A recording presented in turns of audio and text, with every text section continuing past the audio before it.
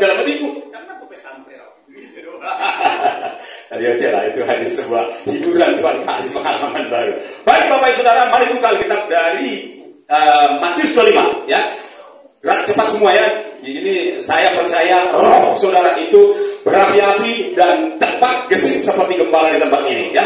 Waduh, semua orang itu terkenal di kota Medan sebagai seorang pendeta yang bersemangat dan berapi-api. Jemaat juga saya lihat seperti itu. Puji Tuhan, haleluya.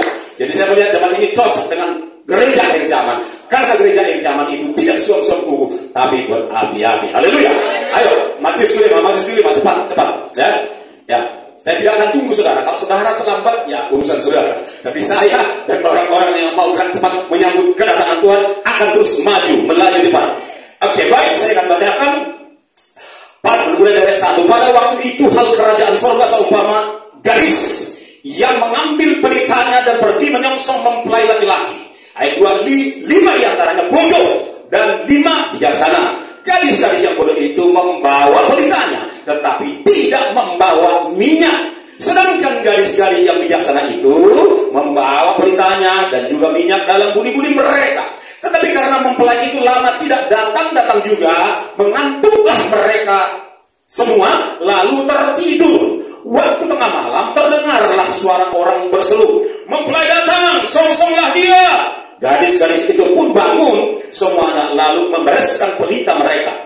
Gadis-gadis yang bodoh berkata kepada gadis-gadis yang bijaksana, "Berikanlah kami sedikit dari minyakmu itu, sebab pelita kami hampir padam." Tetapi jawab gadis-gadis yang bijaksana itu, "Tidak, nanti tidak cukup untuk kami dan untuk kamu. Lebih baik kamu pergi kepada penjual minyak dan beli di sana." Akan tetapi waktu mereka sedang pergi untuk membelinya, datanglah mempelai itu, dan mereka yang telah siap sedia masuk bersama-sama dengan dia ke ruang perjamuan kawin, lalu pintu ditutup. Kemudian datang juga gadis-gadis yang lain itu dan berkata, "Tuan, Tuan, bukakanlah kami pintu." Tetapi ia menjawab, "Aku berkata kepadamu, sesungguhnya aku tidak mengenal kamu. Karena itu saudara-saudara, berjaga-jagalah, sebab kamu tidak tahu akan hari maupun akan saatnya." Katakan amin. Saudaraku, kita sudah hidup di ujung akhir zaman. Akhir zaman itu dimulai ketika Yesus lahir di dunia ini. Jadi akhir zaman itu sudah 2024 tahun. Kita sudah berada di penghujung akhir zaman. Oke, itu dulu. Kita sudah di penghujung. Artinya, kedatangan Tuhan Yesus kali kedua untuk jemput kita di awan permai itu sudah sangat dekat. Kalau melihat tanda-tanda kedatangan Tuhan di Matius 24, situ tanda-tanda kedatangannya, tampaknya itu sudah hampir tergenapi semua. Bahkan ayat yang ke-14 dari Matius 24 itu berkata, apabila Injil Kerajaan ini telah diberitakan, menjadi kesaksian semua bangsa, 200 bangsa, 196 paling tidak, telah menjadi kesaksian bagi semua bangsa, maka tibalah kesudahannya. Ayat itu kita bisa meyakini sudah tergenapi. Jadi apa dong yang belum? Sehingga gereja belum diangkat.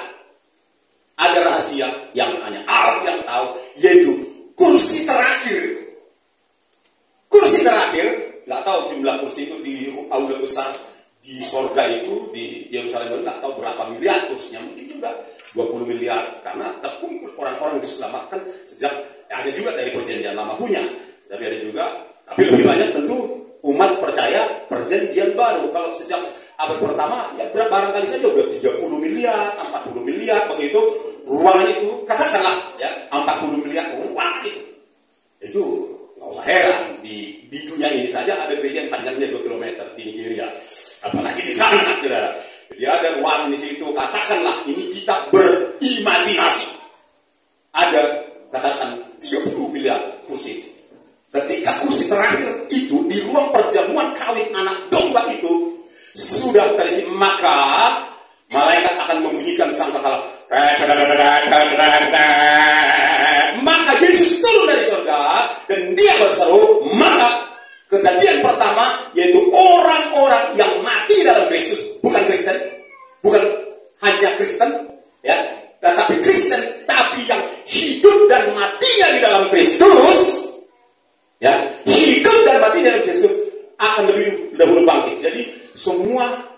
orang yang mati dalam Kristus, yang ada di Patumbak lah, yang ada di mana di Simerin Kabel, das pecah kuburan itu, dan orang itu bangkit dan zet, naik ke atas. Dan hanya perbedaan 1 detik saja, kita yang masih hidup ini tubuhnya akan berubah seperti tubuh Yesus Kristus pada saat dia bangkit, zet, tanpa kelihatan. Jadi itu tidak kelihatan. Ketika pengangkatan terjadi, tidak kelihatan. Yang kelihatan kelak adalah kedatangan kali kedua. Kedatangan kali kedua itu ketika setelah usai perkawinan, pesta perkawinan anak domba itu, selama 7 tahun kita di sana. Nah, di penghujung 7 tahun itu, Tuhan, malaikat, dan kita orang kudus yang terangkat akan datang lagi ke bumi yang sama. Itu yang semua orang melihat, gitu ya. Supaya tidak kacau eskatologi atau pengetahuan kita tentang zaman itu dulu. Oke, dulu saya letakkan dasarnya. Nah, sekarang kita mau belajar pesan apa yang terdapat di dalam Matius 25 ini. Ada banyak, tapi kita akan ambil sejumlah saja daripadanya. Ini adalah sebuah perumpamaan, ini adalah sebuah gambaran yang disampaikan oleh Tuhan Yesus kepada murid-muridnya waktu itu dan kepada kita saat ini. Katakan amin. Gambaran apa itu? Bahwa orang Kristen itu terdiri dari 2 jenis. Jenis pertama adalah bodoh. Jenis kedua adalah bijaksana. Saya berdoa, semua saudara yang ada di tempat ini dan yang mendengarkan video ini masuk bilangan Kristen yang bijaksana. Katakan amin. Oke, itu dia. Nah, kita mau belajar dari kesalahan orang Kristen yang bodoh ini, gadis yang bodoh ini. Mereka Kristen juga, mereka mengharapkan kedatangan Yesus juga, saudara-saudara. Tetapi di dalam hidupnya, urapan itu suam-suam kuku. Di dalam hidupnya, kesungguhan belajar firman itu juga suam-suam kuku. Rikot sorikot, bahasa Yunani bilang rikot sorikot firman Tuhan. Penting tak penting firman Tuhan. Orang Kristen model ini Alkitab katakan bodoh. Udah. Jadi, tapi ketika hendak tiba saat dekat kedatangan Yesus kali kedua, orang Kristen ini baru sibuk cari firman, itu maksudnya. Baru sibuk cari hadirat Tuhan, itu maksudnya. Baru sibuk ibadah, itu maksudnya. Baru sibuk cari pengetahuan tentang akhir zaman. Sibuk dia. Sementara kita udah terangkat, oke? Saat itu mereka udah telat cari firman Tuhan, telat juga mencari kebenaran firman, telat juga mengerti pesan-pesan Tuhan Yesus untuk gerejanya di akhir zaman. Telat karena sibuk dengan TikTok, sibuk dengan handphone, sibuk dengan memikirkan, mengkhawatirkan kebutuhan hidup